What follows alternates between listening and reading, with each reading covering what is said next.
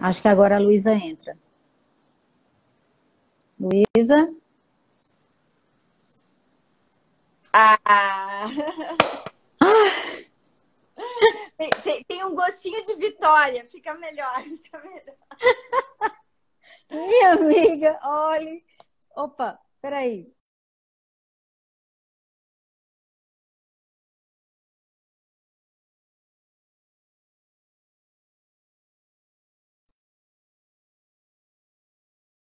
A turma é bacana, gente conhecida, gente amiga, parceira de reflexão, de aprendizado. Muito bom ver esse pessoal todo. Oi, Denile. Bom, antes de mais nada, meu bom dia e minhas desculpas pelo atraso. Mas é porque eu ainda não sou tão expert na tecnologia. Enfim, mas estamos aqui, estamos agora iniciando, tá? Bom, desnecessário apresentar a Luísa Moura, é uma queridíssima, muito, muito mesmo. Eu costumo dizer que ela é a madrinha do ETW e vai estar aqui conosco já pela segunda vez. Esteve no momento anterior, na verdade, na primeira live, né, Luísa? Que Sim. foi a psicanálise do cuidado, né? E aí ela agora está com a gente na Poética, Inferência e Winnicott, lançando a terceira edição deste livro maravilhoso, que eu já havia postado na vez anterior, mas que irei repostar agora, tá? Já na terceira edição. Para a gente não perder mais tempo, o tempo é seu, faça um bom uso, é com você. Muito obrigada, Denile. A Denile é a madrinha do livro, vamos dizer assim, né? É a madrinha do livro de todas as edições. O livro está saindo agora pela livraria Artesã, editora Artesã, mas toda a concepção do livro, primeira e segunda edição, foi com a Bybook, o pessoal da Bybook, que ano que vem a Bybook vai estar, então, lançando um outro livro meu, no primeiro semestre, espero lançá-lo em Fortaleza. Com certeza. Agradeço muito a Luana também, nossa parceira, né? Dá um apoio para nós, né, Denile? E fez o material gráfico, o flyer de divulgação dessa live. Já vi que a Luana está aí também. Né? A Luana é a nossa artista nessas questões de fly, é com a Luana mesmo. Artista e com entendimento técnico, né? Ela desliza da arte para tecnologia. Assim, ela desliza. Exatamente. Ela sempre está presente. Bom, esse tema, poética, inferência e Winnicott, é um tema que me inquieta há bastante tempo, né? Eu sou muito interessada pela forma de escrita desses dois autores, né? A forma como eles conseguiram transmitir, né? Que eles têm uma grande preocupação de transmissão dos seus pensamentos, das suas experiências, das suas concepções, como que eles conseguiram transmitir isso através da linguagem escrita para nós, né? Chegando até nós, né, e auxiliando na clínica contemporânea, nos auxiliando, né? Como que eles conseguiram isso? O grande questionamento desse como surge a partir do conteúdo do que eles querem comunicar, né? Tanto um autor como outro, né, Ferenczi, vamos dizer assim, que o texto ímpar dele em termos de desenvolvimento principal é de 13, que é o desenvolvimento do sentido da realidade e seus estágios. E o Winnicott, vamos pegar como referência aí o desenvolvimento emocional primitivo de 45, tanto um como o outro ousaram, cada um a seu tempo, a entrar, se aproximar de fases do desenvolvimento bastante precoces, né? Fase que não tinham sido de interesse de Freud, né? Por exemplo, não foram fases de interesse do Freud, fases do bebê muito pequeno, dos primeiros cuidados, da recepção do ambiente, né? Trazendo esse bebê para o mundo, apresentando esse mundo para esse bebê. Os dois autores ousaram nesse sentido, né? Transitar por um período, desculpa a minha voz, transitar e nos comunicar sobre um período em que faltam palavras, né? As palavras faltam para nos fazer essa comunicação. Melanie Klein, e por isso ela encantou o Winnicott, né, Melanie Klein, teve o atrevimento de propor uma clínica psicanalítica para crianças e teve o atrevimento de propor uma teoria psicanalítica para dar conta dessas fases muito precoces. Só que justamente em relação a Melanie Klein, o Winnicott vai fazer uma crítica, porque nesse esforço elogiável de lançar uma luz sobre esses momentos, essas fases iniciais do bebê, ela, por falta de palavras, ela acabou trazendo, né, importando palavras do mundo adulto, né, palavras de fases edípicas, pós-edípicas, enfim. Né? O mundo adulto, a linguagem do mundo adulto povoou, né, com Melanie Klein, povoou e tentou dar sentido para o que acontece nesses primeiros tempos. Então, essa é uma crítica que o Winnicott faz, né? Apesar dele achar absolutamente elogiável a tentativa e a ousadia dela de transitar por esses espaços, mas ele percebe que faltou uma adaptação a uma não linguagem, digamos assim, né? A essa linguagem desses primeiros tempos, onde o indizível se estabelece, o inefável se estabelece.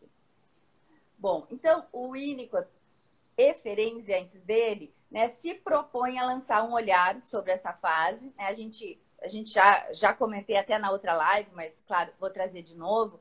O Ferenczi, nesse texto de 1913, ele propõe um desenvolvimento do bebê em direção à realidade, o que é uma apresentação de um bebê muito diferente do bebê freudiano. Isso já em 13 o Ferenczi faz. Muito diferente do bebê freudiano, porque esse desenvolvimento não é pautado no desenvolvimento psicossexual, né? É um desenvolvimento pautado no nascimento desse bebê, né, com poucos recursos de interação com a realidade, a dependência desse bebê de um ambiente que o sustente, né, e que organize o meio objetivo da forma mais próxima possível da vivência intrauterina desse bebê, ou seja, que essa passagem do intrauterino para o extrauterino seja o mais delicada, mais fluida possível, e isso só vai acontecer com o trabalho ativo, exaustivo, de adultos que vão organizar esse mundo e vão simplificar esse mundo. Né? O Ferenczi vai dizer que o bebê vai sair de uma onipotência absoluta, uma onipotência incondicional, e vai passar por uma onipotência ilusória, né? Ou sustentada. Ele usa a palavra alucinatória, né? Mas na verdade é ilusória porque ela é realmente sustentada por adultos que tentam transformar o ambiente externo para receber esse bebê, fazer uma adaptação para receber esse bebê. Né? E a partir dessas ideias, Ferenczi desenvolve o texto dele pensando que, num primeiro momento, o bebê desenvolve a partir de uma relação monista com o mundo. Eu estou trazendo essa questão do monismo porque ela é muito importante nas dificuldades de linguagem que esses autores vão encontrar para expor o que acontece nesses primeiros tempos, né? Um mundo monista para nós, com a nossa cabeça de adulto, é quase inconcebível, né? A ideia de um mundo monista e a ideia de um paradoxo que o Ferenczi já nos apresenta, mesmo sem usar a palavra paradoxo, né? Que o Winnicott vai desenvolver isso depois, mas a ideia de um paradoxo em que justamente a imaturidade desse bebê, a não definição dos limites desse bebê vão propiciar que ele se alargue sobre o mundo, né? Sobre o ambiente que é apresentado a ele, né? Se expanda sobre esse mundo. Mas esse mundo, para ser um mundo constitutivo, digamos assim, tem que ser um mundo não adverso, tem que ser um mundo contínuo, previsível, para que esse bebê tranquilamente e sem percepção, né, ainda dentro da sua onipotência, como diz Ferenczi, ou da sua apercepção, como diz Winnicott, possa se expandir sem sentir o atrito, né, do novo, né, o atrito do adverso, do diferente.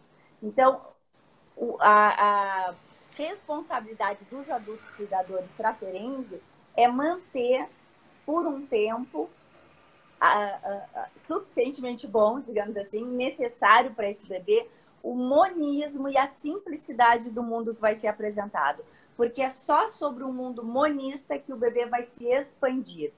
Porque senão ele vai recuar, né? Ele vai se fechar, ele vai incrementar defesas antes do tempo, ele vai fechar fronteiras, né? E vai, de alguma forma, paralisar o processo de amadurecimento para o Winnicott ou de expansão para a Ferenczi no pensamento diferente.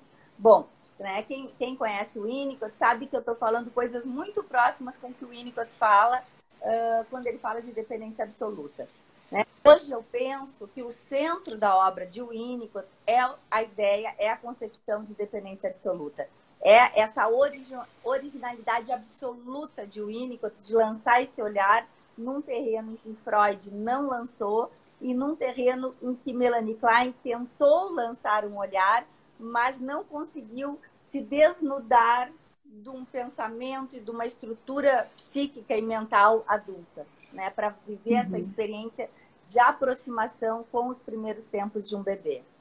Então, ao mesmo tempo que eu penso que a dependência absoluta é o coração da obra do Winnicott, hoje eu penso que mais do que as questões de trauma que vão aparecer em Ferenczi claramente e de uma forma apropriada, né, original e revolucionária a partir de 27, me parece que o coração da obra do Ferenczi não está no trauma. O coração da obra do Ferenczi está na ideia, na concepção monista de mundo, né? Na ideia de que os primeiros tempos de um bebê precisam ser sustentados numa organização monista, né? Simplificada, como o Winnicott diz, né? A mãe apresenta um mundo simplificado para o seu bebê. Né? Essa é a ideia de monismo do Ferenczi, né? Que sobre essa sustentação monista aí que os adultos vão proporcionar, o bebê vai se expandir sobre um mundo que ele vai sentir que é um mundo simplificado, que é um mundo que é uma extensão dele próprio. E nesse processo de expansão, cada vez mais vai haver um enriquecimento interno, claro, nos processos introjetivos que o Ferenczi vai desenvolver tão bem, e a gente não vai tocar hoje nesse assunto, ele vai se enriquecer e criar consistência para que gradualmente ele se torne um ser mais delimitado. Ou seja, a não delimitação inicial do bebê propicia a expansão sobre a realidade monista vai propiciar a consistência interna e a consistência vai propiciar um senso de eu e uma delimitação das minhas bordas, né? Nunca totalmente fechada, porque a introjeção, a transformação, a possibilidade de mudança fica sempre em aberto, né? Tanto para o Winnicott como para a Ferenczi, e a psicanálise entra aí, então, né? nesse espaço da possibilidade de mudança posterior e de crescimento. Uma constante, não é, Luísa? Constante. Uma constante por toda uma vida. Sim, e esses autores, né, como eu já falei outras vezes, eles deslizam com muita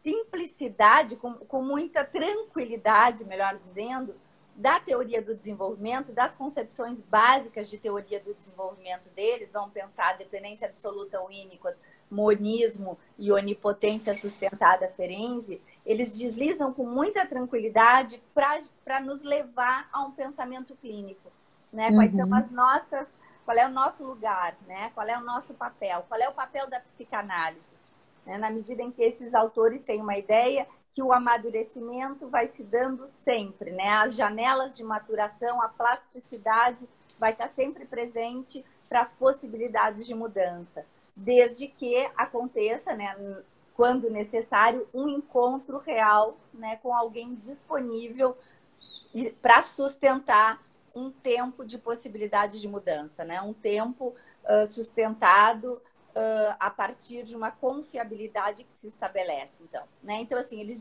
deslizam muito tranquilamente da teoria do desenvolvimento para a clínica e nos ajudam muito a sustentar a nossa clínica de pacientes que estão regredidos ou que são regressivos, né? Pacientes graves ou mesmo pacientes neuróticos em situações de desamparo específicas, luto, enfim. Né? Eles nos dão muito material teórico para que a gente se sinta bem sustentada, bem amparada para esse delicadíssimo e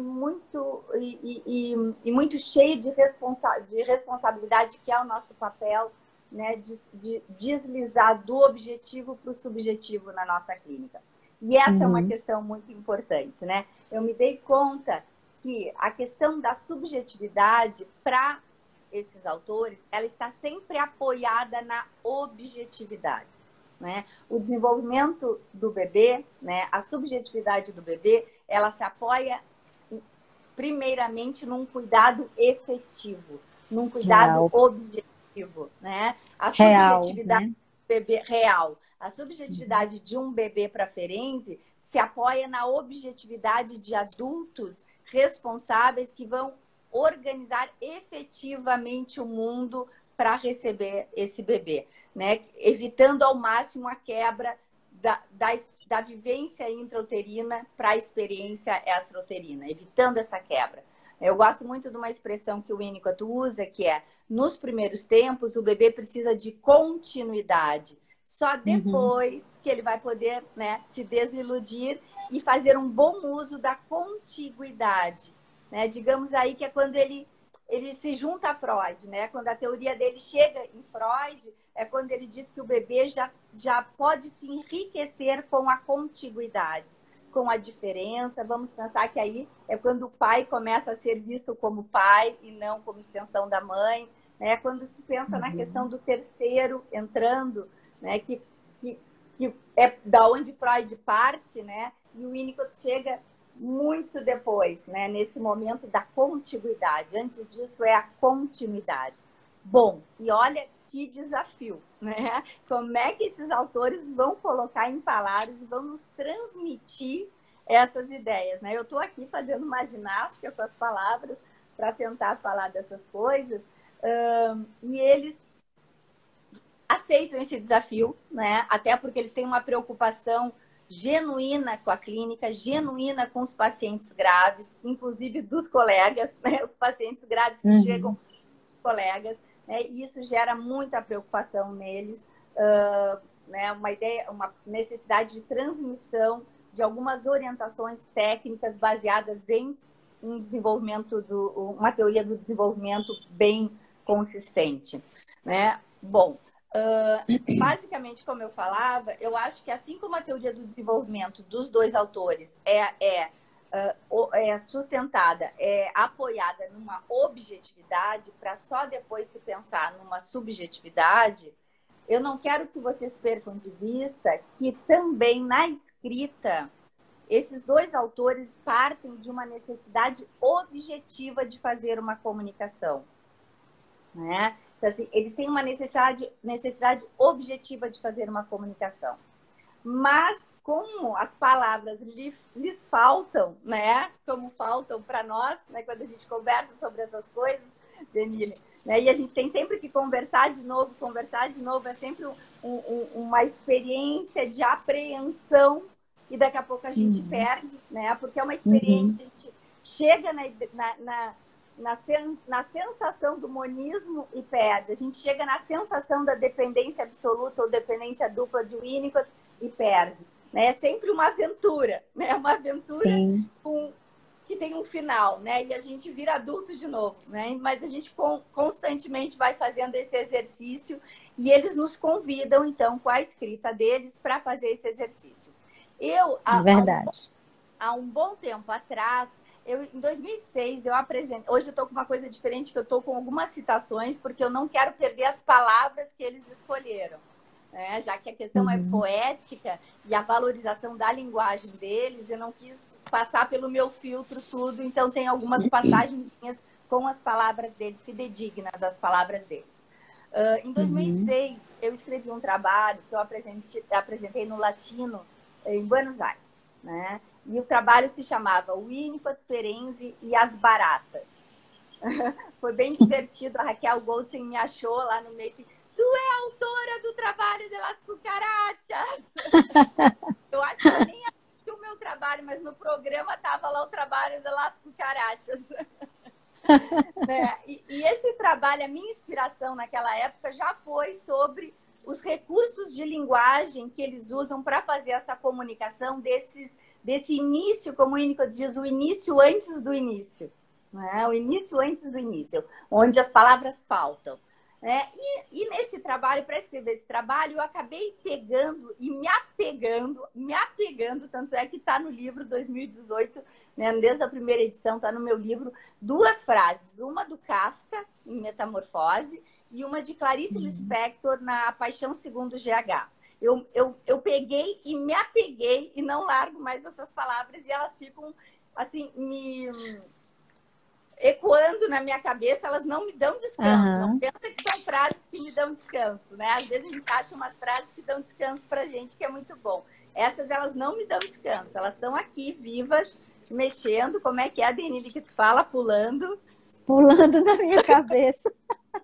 Pulando na cabeça. Olha a frase, dentro dessa minha investigação dos recursos de Ferenczi e Winnicott, como é que eles conseguiram nos fazer uma comunicação do indizível? Daí eu encontro essa frase do Kafka que diz assim: tudo poderá ser dito. Tudo poderá ser dito. E eu fico com isso na cabeça. Tudo poderá ser dito. Inclusive, para as ideias mais estranhas, há um grande fogo pronto, no qual elas se consomem para depois ressuscitarem. E eu fico, tudo poderá ser dito, tudo poderá ser dito. A frase da Clarice Lispector é: a aproximação do que quer que seja, inclusive do indizível, me parece, né? Se faz gradualmente e penosamente, atravessando inclusive o oposto do que se vai aproximar. E eu fico com isso na cabeça. Isso não me dá descanso, não me dá resposta e não me dá descanso. Mas fico com isso na cabeça para poder brincar, né, com esses recursos de linguagem dos 2 autores. Então, esse é um tema, né, que aparece bastante no meu livro. Meu livro já se chama Análise de Adultos na Língua da Infância, né? Essa questão do uso da linguagem permeia. Né? E tem um capítulo, então, só para vocês verem como aparece essa questão, né? Tem um capítulo que se chama A Fala dos Infantes, né? Pensado justamente, né, para brincar com essa contradição, a fala dos infãs, né? A fala daqueles que não têm fala, né? Como é que é a fala dos que não têm fala? Tem um outro capítulo que se chama Uma Língua Vivaz para Tempos Sensíveis. Né? Uma língua viva tem que ser uma língua muito viva, muito aberta, muito no limite, no fio da navalha, como diz Ferenczi, no fio do Winnicott, no fio da navalha da imprecisão, para que ela dê conta dos tempos sensíveis, dos primeiros tempos de um bebê. Tem um outro capítulo, né, com um título mais óbvio, que é A Confusão de Língua na Psicanálise, obviamente inspirado no trabalho do Ferenczi, e tem um título que é A Língua Materna e a Língua da Mãe, fazendo a diferença entre a língua materna como aquilo que o Winnicott vai chamar de comunicação silenciosa, né? A mãe que apresenta uma língua que é sentida como a língua do próprio bebê, né? Como se ele próprio criasse aquela língua. Essa é a língua materna, é a linguagem, é a comunicação silenciosa. E a língua da mãe, né, que é o outro tema desse capítulo, seria, então, a comunicação ruidosa, como diz o Winnicott no trabalho dele sobre mutualidade entre mãe e bebê, que é maravilhoso, né? Ele vai dizer assim, nos primeiros tempos, a comunicação só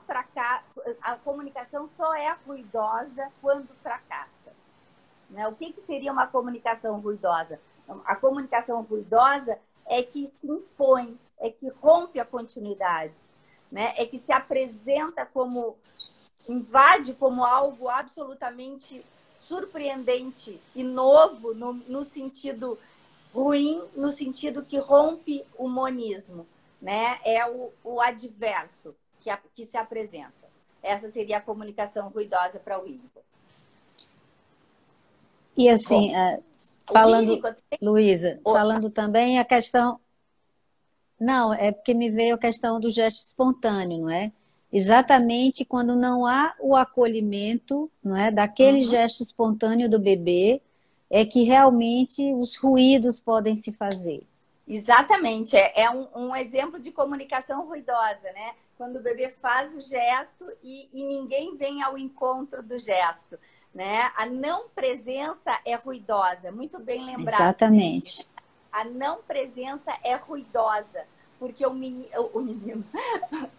pequeno bebê se vê abandonado às seus próprios instintos, né? À sua fome, ao frio, ao desconforto, ao medo de cair, à falta de colo, e isso rompe o monismo também, ou na linguagem de Winnicott, rompe a continuidade. A continuidade. Foi Exato. ótima essa pausa, porque agora eu vou entrar num outro momento da fala, entendeu? Foi e eu espero que eu tenha conseguido salvar. Ai, meu Deus, tomara que eu tenha conseguido. Caiu pra ti também? Não foi só Não, não caiu para mim, nem para quem estava assistindo, foi só com você. Ai, desculpa, gente. E aí, cadê que eu conseguia encerrar, salvar? Bom, estamos aqui de volta. Foi apenas uma pausa. Vamos dar prosseguimento. Vamos agora lá. A gente ganhou. Nossa, pausa foi importantíssima para eu entrar num outro momento. Agora precisava dessa. Além de muitos queridos, deixa eu te dizer, quem está aqui especialíssimo, doutor Narman. Ai, que maravilha! Eu assisti ele segunda-feira, estava maravilhoso, incrível, muito bom. Depois conversei com ele. Uma delícia a gente poder se encontrar nesses espaços. Com certeza, com certeza. Espaços imprecisos, né? Como diria o Winnicott, no fio da navalha. No fio da navalha. A gente anda no fio da navalha. Mas, enfim. Então, né? O recurso... Bora lá. Começou a me parecer que esses recursos utilizados pelos dois autores eram recursos que se aproximavam muito de uma linguagem poética, né? No sentido de aceitar a imprecisão, usar palavras simples, trabalhar com a surpresa. O Winnicott nos surpreende muito. A gente inicia uma frase achando que ele vai para um lado e ele vai para o outro. Né? Ele nos acorda. Né? A repetição de palavras imprecisas, né? Algo. O Winnicott adora algo. Aquilo, algo. Se tudo der certo. Se tudo der certo. Ferenzi, tato, né? Palavra tato, imprecisa, perigosa. Eles usam palavras perigosas no sentido que eles podem não atingir o leitor com aquelas palavras, ou não atingir o analisando com aquelas palavras, né, numa intervenção no setting.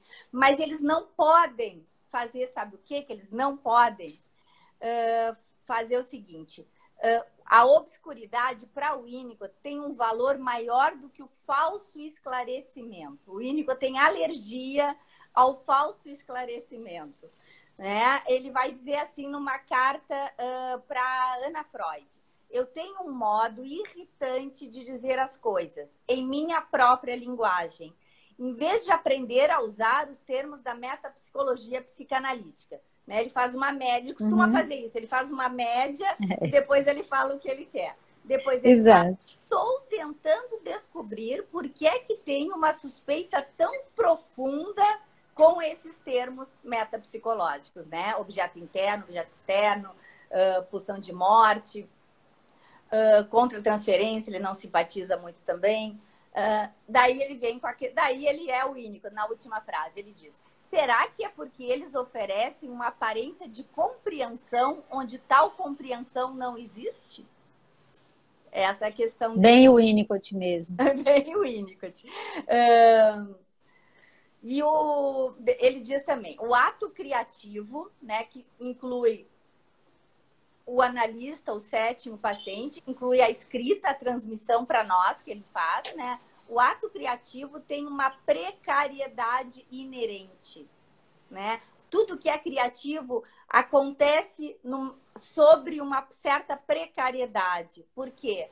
Porque ela lida com o fio da navalha existente entre o subjetivo e o objetivo, né? A gente transita nesse fio da navalha. Então, ele corre riscos, sérios riscos de não ser entendido na sua escrita, né? Mas ele não quer uma linguagem morta, que é o que ele diz para Melanie Klein numa carta, né? Não existe nada pior que uma linguagem morta, uma linguagem esvaziada, onde as pessoas falam palavras fechadas, fingindo que estão se comunicando, e o outro escuta e finge que está apreendendo a comunicação. E, na verdade, se estabelece aí uma comunicação falsa na ideia do Winnicott. O Ferenczi vai dizer em 1927, quando ele apresenta o trabalho, né, que tem sido falado bastante nesses tempos de atendimento online, a elasticidade da técnica, em 27, ele vai trazendo as contribuições novas dele, e daqui a pouco ele diz assim, vocês devem estar pensando, né, para a plateia dele de psicanalistas, onde está a refinada análise econômica, tópica, dinâmica, a busca dos investimentos cambiantes de energia do ego e do superego, porque ele tinha aberto mão de toda essa linguagem para fazer a comunicação dele, né? E ele imagina que a audiência dele deve estar pensando, mas cadê a nossa linguagem, né? Onde a gente se sente seguro?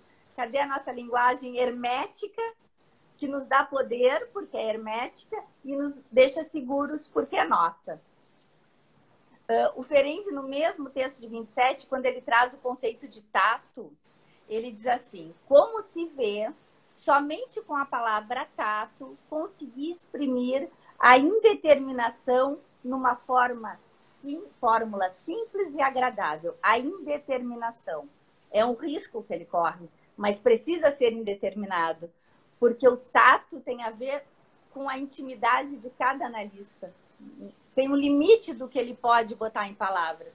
Né? Mas, ao mesmo tempo, nesse mesmo texto, em outros textos, e o Winnicott também, em vários textos, se preocupa em dizer que, com isso, com esse uso de palavras indeterminadas ou imprecisas ou simples, não herméticas, abertas, eles não querem cair no risco de ser interpretado como se eles fossem analistas intuitivos ou místicos, ou mesmo místicos, né? Então, assim, por que essa ressalva dos dois, né? Eles querem fincar pé na ideia de que as orientações deles, né, a experiência deles não é intuitiva, né? Existe uma comunicação objetiva a ser feita, né?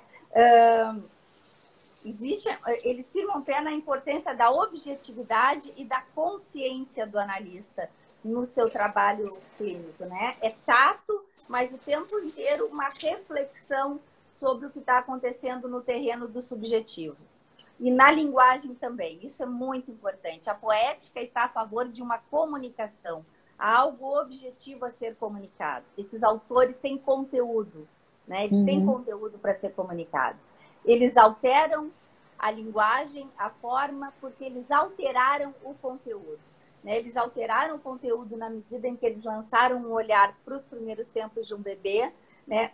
Nos apresentam um novo conteúdo, um conteúdo onde a linguagem falha, né? Onde as palavras faltam, e eles precisaram fazer toda uma adaptação na forma de comunicação a partir da poética, das palavras que se repetem, do ritmo, do núcleo rítmico, né? De alguma forma, uma apresentação Exatamente. Do núcleo rítmico em termos de escrita, né? E na clínica também, aí uma grande contribuição do nosso querido amigo Dr. Henrique Hornstein. Enfim, tem uma frase do... Bom, daí eu cheguei na ideia, então, que, fazendo uma síntese, os recursos poéticos ampliam o sentido para eles, né, na escrita deles, e liberam o espaço para a experiência. Né? Não tem como a gente fazer uma apreensão da comunicação que o Winnicott e o Ferenczi querem nos fazer sem que a gente não se entregue a uma experiência. E os recursos poéticos deles vão nos conduzir a uma experiência. Por exemplo, no início do texto Desenvolvimento Emocional Primitivo, o Winnicott escreve assim: ele está se desculpando, na introdução do texto, ele está se desculpando que ele roubou ideias de alguns autores, mas ele não sabe de quem ele roubou, então ele não vai poder ser, né, fazer referência à autoria e da onde ele tirou a fonte, né? Então ele vai dizer assim: acontece que eu junto isto e aquilo, aqui e ali, recorro à experiência clínica, formando então minhas próprias teorias, aqui e ali, isso e aquilo, experiência, formando minha própria teoria. E então, por último, interesso-me em saber o que roubei e onde. Não necessariamente, né? Esse por último aí, não necessariamente. Né? E o Ogden, num texto chamado Lendo o Winnicott, de 92... Muito bom aquele texto. Nossa, aquele texto é tudo de bom. Muito bom. O Ogden tem um texto inteiro, esse texto do Ogden inteiro, falando sobre o estilo de escrita poética do Winnicott só no desenvolvimento emocional primitivo, só nesse texto de 45. E o Ogden se deu conta que quando o Winnicott fala eu junto isso e aquilo, aqui e ali, recorro à minha experiência e então formo minhas próprias teorias, ele está já no primeiro parágrafo nos dizendo como que se constitui um bebê, né? Ele está nos dizendo já o que acontece na dependência absoluta, o que acontece no monismo ferenziano, denominado assim por Ferenczi. Né? O bebê junta isto e aquilo, daqui e dali, vive a experiência e chega à sua própria teoria, né? Que daí já está saindo da dependência absoluta. Durante a dependência absoluta, ele livremente, espontaneamente, junta isso e aquilo, daqui e dali. Desde que os adultos cuidadores suportem ficar no anonimato, suportem não serem referidos como os autores, né? Exatamente. Suportem ficar silenciosos, né? Então, livremente vai pegar isso e aquilo, daqui e dali, vive a experiência e constrói a própria teoria. Ou seja, sai da dependência absoluta, né? E segue a continuidade dele. Mas que coisa linda, Luísa. Não tinha me tocado disso que você está colocando. E é exatamente isso. Esse texto dele, esse texto do Ogden está em qual livro? Eu me lembro bem que você passou... Eu sabia que esse ia bombar. Revista Brasileira de Psicanálise, volume 36. Toda a revista é sobre o Winnicott. Se chama Lendo o Winnicott. Certo.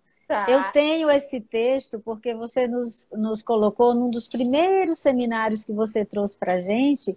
Você colocou e eu fiquei encantada, porque realmente ele dá toda uma amplitude do que é a linguagem de Winnicott, que muitas vezes, quase sempre, é descaracterizada, é desqualificada, mas ele traz toda a beleza, toda a riqueza do porquê que ele escreve e como escreve. Ele corre o risco de não ser entendido, como a gente sabe que acontece. É a ideia de que ele não tem uma teoria consistente. Exatamente. Incrivelmente, no prefácio dessa revista, que é sobre o Winnicott, o nosso colega que faz o prefácio diz que o Winnicott não tem uma teoria consistente, que ele é só um clínico. No próprio prefácio do livro, Lendo o Winnicott. Mas, enfim, é muito recorrente, né? O Winnicott sabe que ele corre esse risco, mas ele não quer fechar questões. Ele não quer fechar questões no sentido de passar uma ideia de que com os nossos recursos adultos, simplesmente, né, a nossa linguagem adulta, às vezes sexual, né, que passa aí pela obra de Freud e de Melanie, adulta sexual, ele não quer que a gente tenha a ideia, a ilusão distorcida de que com isso só nós vamos fazer uma aproximação com os primeiros tempos do bebê. Né? Não é essa nossa linguagem, não é a língua do adulto. Né? É um movimento rítmico de escrita e de entrega. Exatamente. Eu queria trazer para vocês, menos conhecido, uma frase do Ferenczi, onde ele usa um outro recurso literário interessante, que é uma frase muito longa. né? Essa é outra coisa, né? O fluxo, ele usa um fluxo do pensamento que nos embala para entrar numa experiência. Olha o tamanho dessa frase. É de um texto, Reflexões sobre o Trauma, é um texto que só foi descoberto póstumamente, depois que ele morreu. Tá? Ele diz assim: se até aqui esteve privado de amor, inclusive martirizado, desprende agora um fragmento de si mesmo, que, sob forma de pessoa dispensadora de cuidados, prestimosa, cheia de solicitude e amor, na maioria das vezes maternal, sente piedade da parte restante e atormentada da pessoa. Cuida dela, decide por ela e tudo com extrema sabedoria e inteligência penetrante. Ponto. Ponto! Ele está falando de uma coisa que no prosseguimento do texto ele vai dizer que é uma parte da pessoa que viveu a situação traumática, uma parte dela se esgueirou para fora no momento do trauma, né? Essa parte que se esgueirou se torna, então, uma dispensadora de cuidados, prestimosa, zelando pela criança machucada. Esse texto dele é belíssimo. Então, eu li essa frase do Ferenczi, e daí eu quero ler para vocês a segunda frase, a primeira e a segunda frase, linha, sozinho na linha, do trabalho do Winnicott, que tem um nome imponente assim, Os Objetivos do Tratamento Psicanalítico, 1962. Um nome de respeito, né? Primeira frase, sozinha na linha. Ao praticar psicanálise, tenho o propósito de, 2 pontos, interrompe a linha de baixo, sozinho na linha de baixo. Segunda linha, me manter vivo, ponto. Pois é, desse jeito tão simples e ao mesmo tempo tão complexo de ser e de escrever, muita gente acha que não, é uma conversa, é uma escrita corriqueira, que não é bem assim maternal, mas olhe lá, a profundidade que está nessa simples frase. A responsabilidade que ele nos coloca, né? Os objetivos do tratamento psicanalítico, a gente lança esse título assim, tentar alterar, mexer com as resistências, propiciar que o paciente encontre mecanismos de defesa menos primitivos para lidar com os seus conflitos, né? O foco é o paciente, né? O que a gente vai fazer, os objetivos do tratamento psicanalítico, para ajudar ou consertar aquela pessoa ali que está à nossa frente, né? E ele repassa a responsabilidade para nós, né? Nós temos que nos manter vivos. Bom, e ele chega a dizer que a sobrevivência passa a ser a regra fundamental da psicanálise, sobrevivência do analista.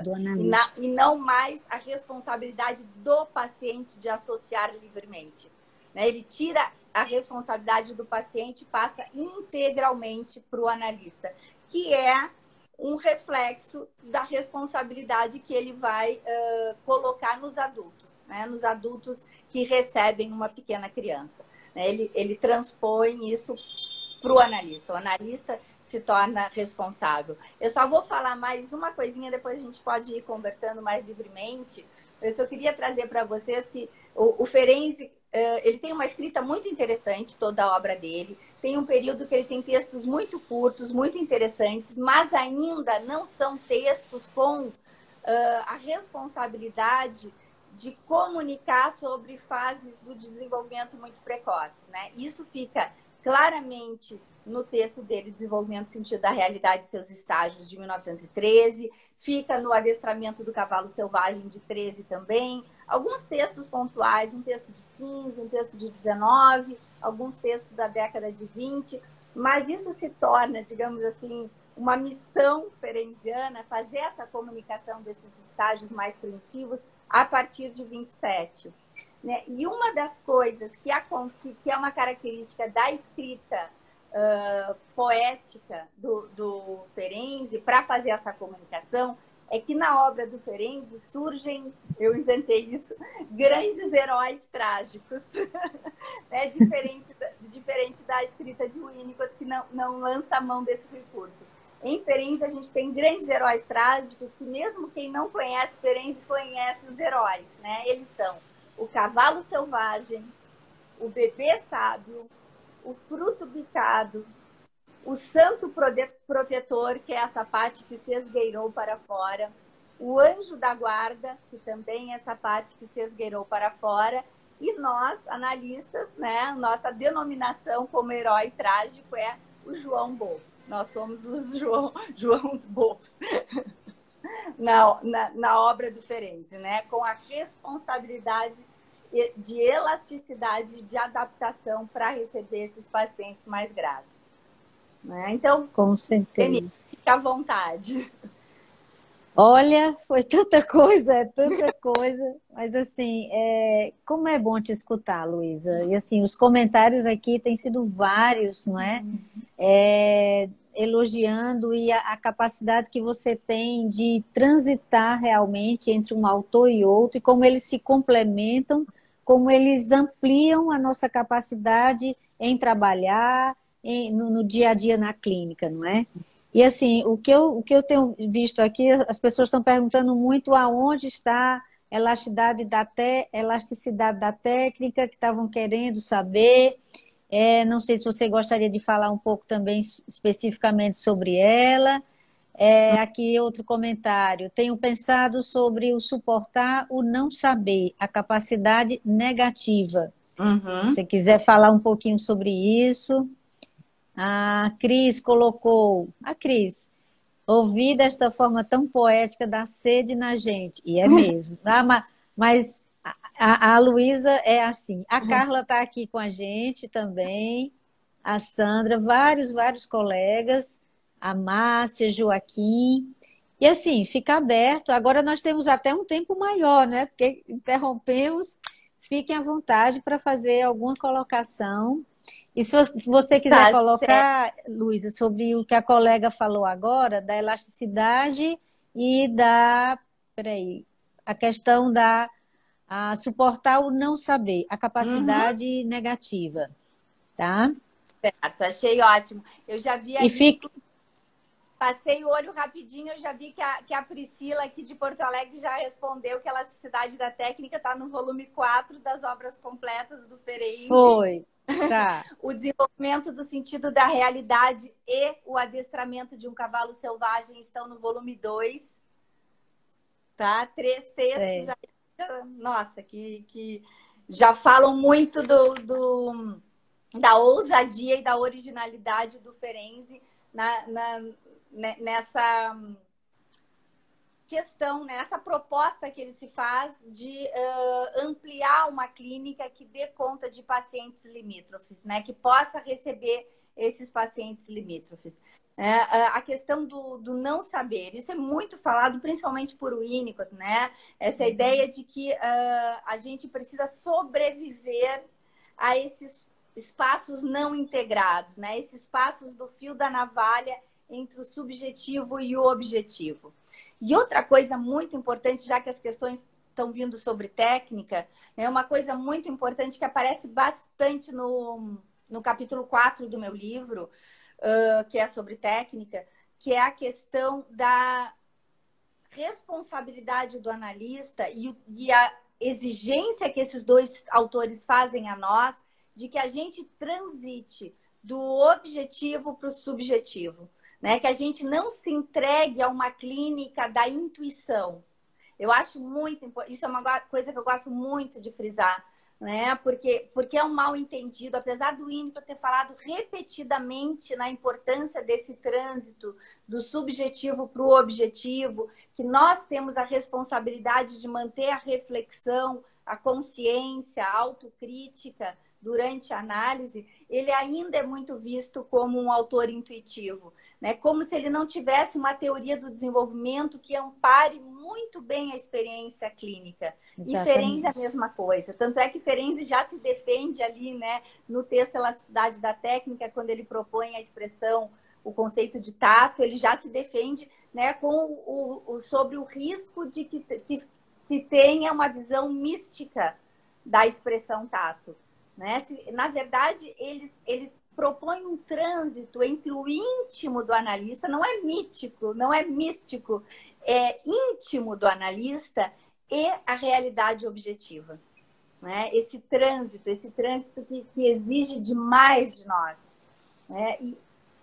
E a clínica de pacientes fronteiriços, de paciente grave, vai nos botar em xeque nesse sentido, vai colocar nossa saúde mental em xeque muitas vezes, né? Inclusive porque o não saber, o estar caminhando num terreno perigoso, né? Num terreno desconhecido, num terreno obscuro, é uma situação de risco. E a grande questão é poder estar atento, porque o novo vai vir, né? Isso é uma coisa que me aconteceu muito com experiência de pacientes graves, que eu recebia e tinha uma tendência natural, assim, de encaixotar eles, né? Não que a gente não tenha que fazer uma avaliação no sentido do risco, no sentido de qual é o nível de adaptação que eu vou ter que fazer, né? E será que eu tenho saúde mental para esse nível de adaptação? Isso sim, isso o Winnicott nos orienta como algo fundamental. Mas a ideia de encaixotar, se ela é uma pessoa assim, deve fazer assim, deve lidar com autoridade assim, ou assado, né? E ainda bem que eu ficava quieta, esperando o que vinha, mas com essas ideias pré-concebidas na cabeça, né? Mas suspeitava que podia acontecer de vir algo de novo, né? Ficava quietinha para ver o que vinha de novo. E vinha o novo, né? Surpreendentemente vinha o novo. Então, a importância... Que é do terreno do espaço, não é, Luísa? Do espaço criativo, do espaço transicional, do encontro que vai se fazendo e que vai acontecendo, né? Uhum. E isso é muito importante, a gente não pode perder de vista. Exatamente. Tu sabe, Denise, que uma coisa que também ficou assim de um tempo para cá muito na minha cabeça é a questão da espera, né? Da espera, mas pegando um viés profundo da ideia da espera. O que o bebê, né, a partir de 1960, quando a questão dos paradoxos ficam mais fortes na teoria do Winnicott e ele, né, fica mais forte para ele as questões do potencial do bebê, né, do bulbo, né, deixar um bulbo, esperar que um bulbo se transforme em narciso e não fazer um narciso a partir de um bulbo, que é uma orientação que ele dá ousadamente a Melanie Klein, né? Que, falando da apresentação de um trabalho na Sociedade Britânica na noite anterior, ele escreve uma carta para Melanie Klein e diz isso, né? Que os analistas têm que propiciar um ambiente para que o bulbo se torne narciso e não forjar um narciso a partir de um bulbo, né? E essa frase é uma das frases de Winnicott que me faz ver a importância da espera, né? Da espera. O nosso papel é esperar. Como mães, pais, cuidadores em geral, é esperar, porque se o potencial está ali, é esperar, né? Segurar a nossa ansiedade, sermos filtros das nossas próprias paixões, das nossas próprias pressas, né? E esperar, porque o bulbo, nas condições adequadas, vai se transformar no narciso. E, obviamente, isso se transpõe para a clínica, né? Só que esperar não é... Diga, conclua. Não, esperar não é ficar em silêncio necessariamente. Esperar é agir e falar sem romper a continuidade, sem romper o monismo, né? Porque o silêncio angustiante rompe o monismo, né? A interpretação precisa rompe o monismo, né? A interpretação transferencial, então, arrebenta com o monismo, né? Apresenta o adverso, apresenta a alteridade, assim, né? Que pode funcionar muito bem com um paciente neurótico que está lá precisando de um rompimento para criar novas associações. Mas para um paciente que ainda tem a necessidade de ser recebido num ambiente monista, ele precisa de manifestações, de gestos nossos. E como é de Luísa? Que a gente... Oi, Luísa. Luísa está travando. Eu espero que rapidamente retorne. A conversa está para lá de boa e eu espero que ela retorne já já, né? Vamos aguardar um pouquinho.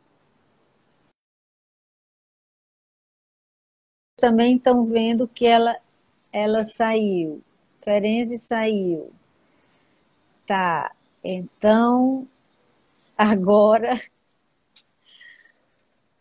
vou novamente encerrar aqui e reabrir só basicamente para a gente fechar, ok?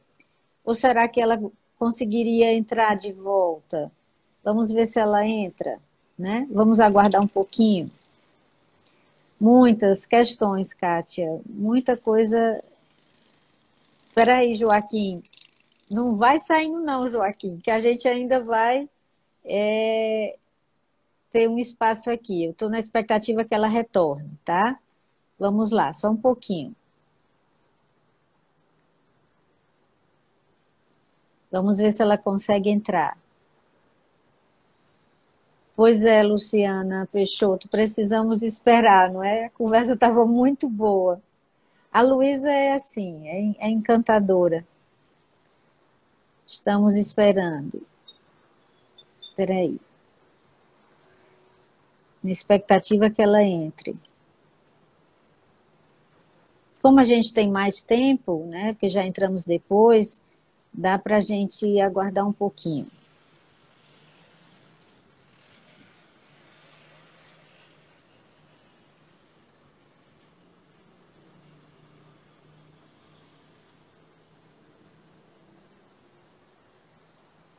Obrigada, Caterine, querida.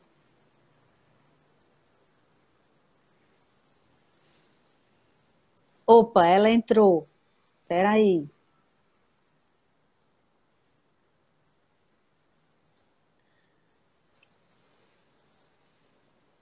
Olha, vai dar certo.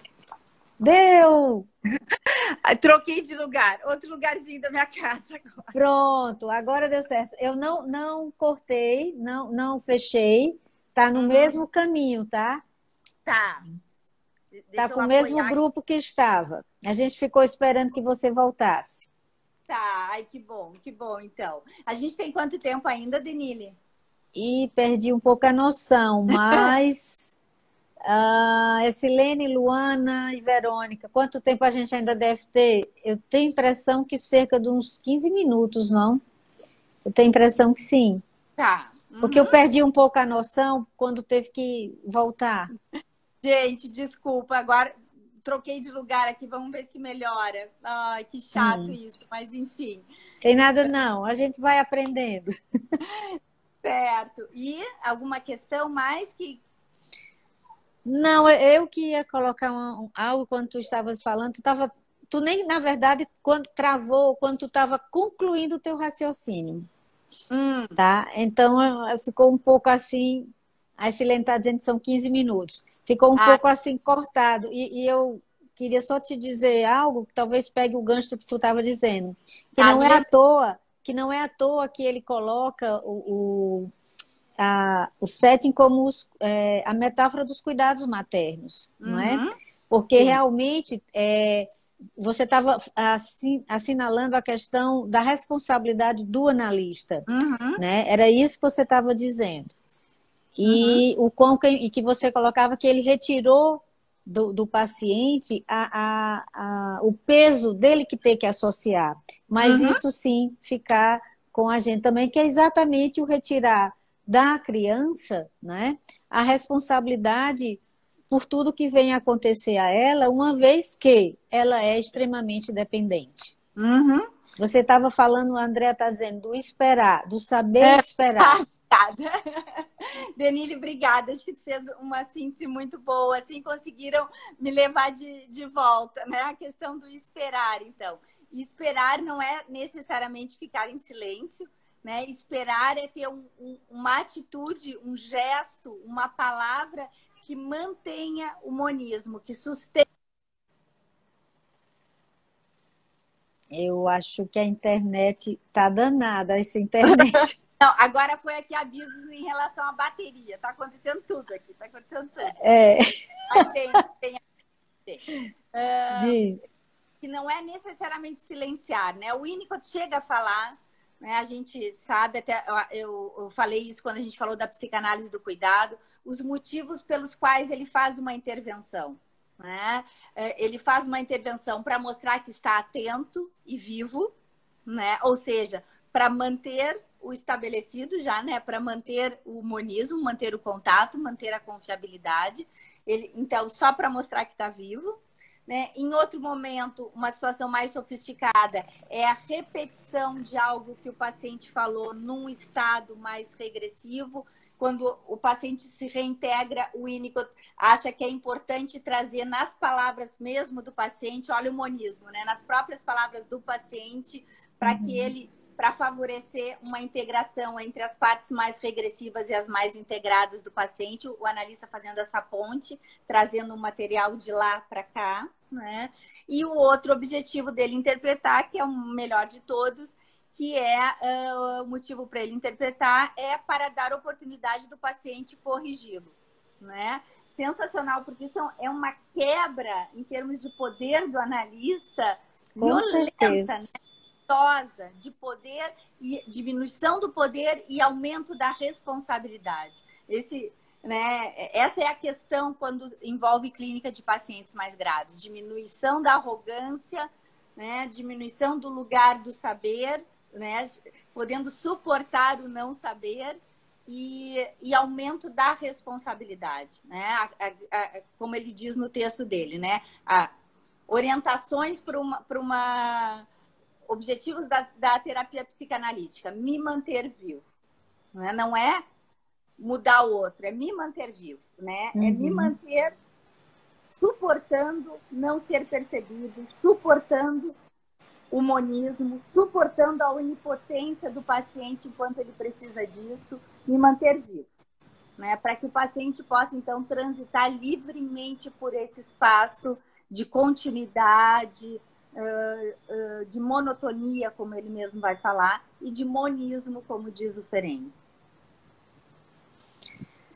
Minha querida, ficaríamos aqui um tempo sem fim lhe escutando, né? Mas eu gostaria de agradecer muito a você, né? Essa sua disponibilidade constante. Como eu sempre disse e sempre vou dizer, por ser a madrinha do Espaço Transicional Winnicott, você acreditou no Espaço Transicional Winnicott antes mesmo dele nascer, né? E sempre está conosco em todas as possibilidades. E já queria adiantar que tem aqui um comentário da monja Kenzen: suportar o não saber e ter a sensibilidade para suportar também a retirada da sensibilidade da mente. Muito abrir, deve ser muito a agradecer a vocês duas. Nós que agradecemos também, vocês todos estarem aqui, né? A Essilene disse: a fala é tão acolhedora que conseguimos manter viva a Luísa, mesmo quando a internet se afasta. Ai, que bom! Deixa eu ver. Tem outras coisas. A Carlota estava falando dos pacientes segredidos. Interpretar a fala de pacientes segredidos é fazer confusão de línguas a que Ferenczi se refere, não é? E vários outros comentários, são tantos aqui, né? E agradecendo a Caterine. Denile e Luísa, parabéns, obrigada a vocês pela delícia de fala e interação. Guedes já falou lá atrás também, Joaquim presente, a Sandra, a Gabriela Moura, obrigada às duas, foi maravilhoso. Que mais? Que sempre estão aprendendo. E realmente, né? É muito bom quando a gente encontra alguém como você, Luísa, que tem essa disponibilidade, tá? Em falar de uma forma como quem está conversando, Uhum. né? De uma forma simples e, de fato, é uma grande conversa, não é? Isso alegra, Uhum. né, a gente e faz com que realmente, como a Cris colocou lá atrás, dá sede, dá vontade da gente ir atrás e de ir buscar. E Uhum. assinalando que no segundo semestre, né, Luísa, Uhum. a partir de setembro, nós teremos o curso A Psicanálise do Cuidado com Luísa, tá? A gente ainda vai organizar, o ETW ainda vai organizar tudinho, e aí a gente vai informar vocês. Mas já deixo de antemão, e este é o livro que está disponível na Amazon, algumas pessoas colocaram, e Tem também na própria eles fazem a distribuição também e enviam, né? a Sueli Dueck está dizendo que deixou algumas linhas aí, e é verdade. Doutor Narman, o senhor tem o livro, inclusive o senhor fez uma apresentação dele, lindíssima, lindíssima, né? Agora, o novo livro da Luísa, que eu tive o privilégio de ler um pouquinho já, que fiquei encantada, já está no forno, já está Tá, acontecendo, não é? tá.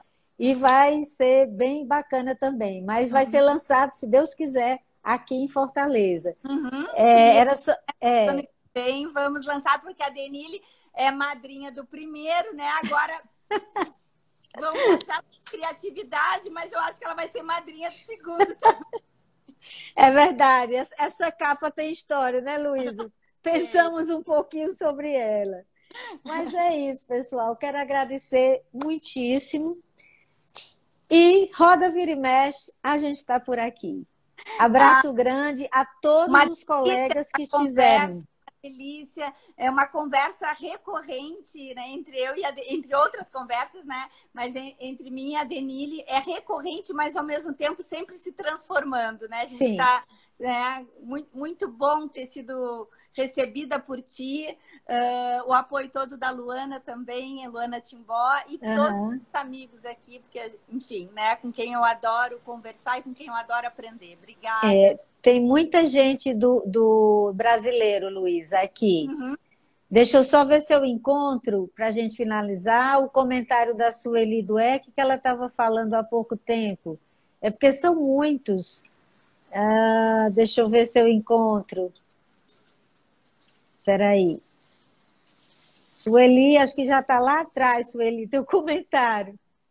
Mas a Essilene está fazendo print de todo. Está aqui, encontrei. Luísa, parabéns, muito importante este comparativo das teorias e técnicas. Só quem sabe pode fazer. Um beijo.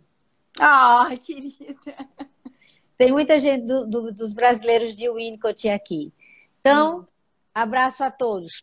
Obrigada. Tchau, muito obrigada. Tchau, tchau. Tchau.